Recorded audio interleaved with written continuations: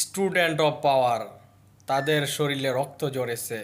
তাদেরকে শহীদ করেছে। তারা চেয়েছিল শান্তিপূর্ণ